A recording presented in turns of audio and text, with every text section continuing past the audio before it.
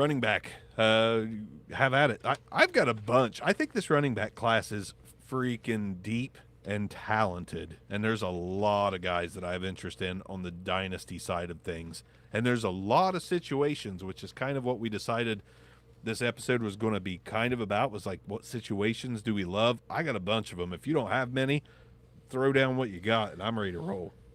Honestly, the one I like outside of Bijan, which by the way comps very, very favorably to Saquon Barkley. So if you like Saquon, you like Bijan, and then if you go look at the Falcons stats, like nobody can rush for 2,700 yards. Like just an absolute nobody can do it. They're like they've got a ton of rushing yards on the team. So yeah, he's obviously your go-to. But I'm gonna go with Charbonnet, Zach Charbonnet, UCLA. Do I love his situation? No, I don't love his situation. I mean, Kenneth Walker's solid. I kind of do like the situation. I think Kenneth Walker's real solid, but I do think that they, prefer they're going to push the running game, and to the point of breaking a running back. Right. And if that running back happens, that gets a start initially is Kenneth Walker, does Charbonnet come in and he seems to be good with the ball, good with in the receiving game. I like that about him. I think he offers a little bit more there than Kenneth Walker does. I think he's going to get plenty of touches. I do think it's going to be a 70-30 share on rushing, but I think Charbonnet gets more of the passing game work, which is going to be beneficial to him. I don't know that it's going to be a Kareem Hunt, Nick Chubb type thing, because I don't think either one of them are that level. Kareem Hunt's still a free agent. How about that? I didn't realize that. Yeah. But I do think Charbonnet is going to end up being a solid overall rookie, probably outside of Bijan, my number 2. I'm going to go with the other Texas running back to come out, Rashawn Johnson. That's my boy right there. For the there. Bears. That is my boy. Yeah, he's going to a situation where, there's no dominant guy. They don't have David Montgomery anymore. Absolutely. They brought in Deontay Foreman, another Texas running back. Love them Texas running backs. Yeah, so hard to miss with them, though, isn't it?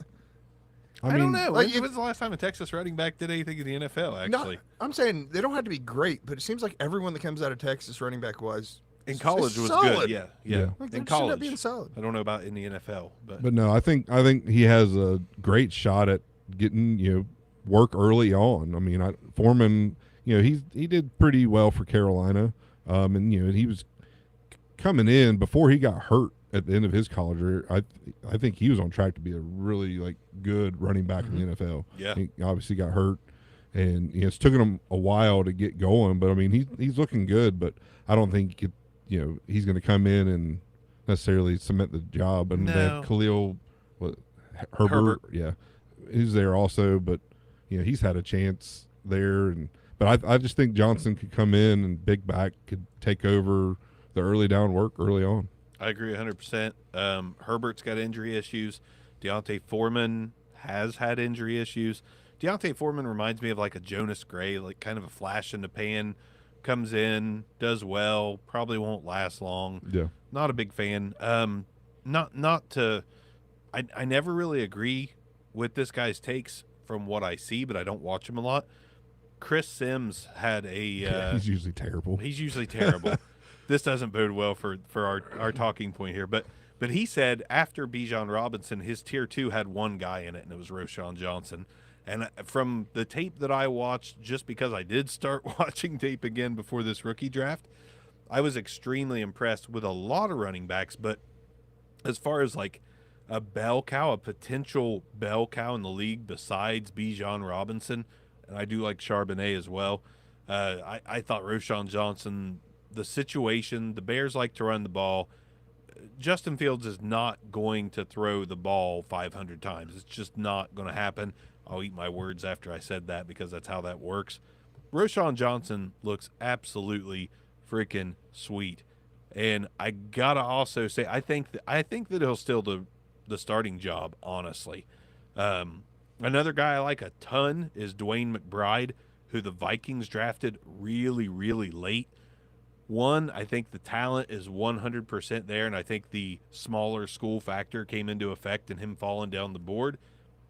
But I also think, even more so now than ever, Dalvin Cook's gone. Yeah. So it's Alexander Mattison, who's solid. Oh, yeah. But he also reminds me of, like, who's the Jacksonville Jaguars guy that's not even in the league anymore that we Mojo? all had on our teams, huh? Maurice Jones-Drew. No, Armstead or Raquel Armstead. Raquel Armstead. Yeah. Alexander Madison, while good, doesn't really inspire a bunch of confidence. And I think Dwayne McBride's another guy that if Dalvin Cook is indeed gone, which the latest reports look like he is, I think Dwayne McBride is a massive sleeper pick on a team that basically is just going to be Alexander Madison, and that's it. So that's a guy I've targeted in every draft, which is one that I've been in, and I've happily been able to get him because nobody's talking about him. Downside to him, and I know you like, he's cheap, doesn't cost a lot to keep him around. Seventh rounders are semi-disposable in the draft, But not at running back. I mean, Not at running back. Running back's a whole new ball game now. man, I don't know. The running backs fell down the board after the first two went. Running backs were just falling all over the place. Devin Achane, which Celts Chronicles has just mentioned that Miami drafted, this dude in maybe 2010 probably would have been a first-round pick. I mean, running backs have just continually slid down the board, but when you got the generational talent like Bijan, of course someone's going to take him in the first. Jahmyr Gibbs, we were all surprised that he got taken as high as he did. We thought maybe the end of first round.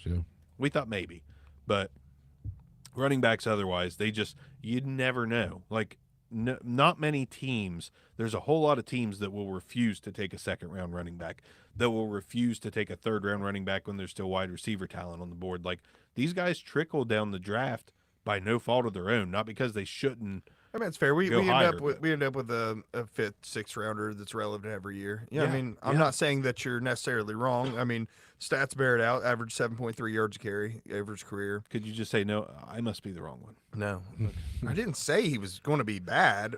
I'm just saying seventh rounders, if he has a bad camp, they're like, we don't need you. Like the guy's going to have to earn a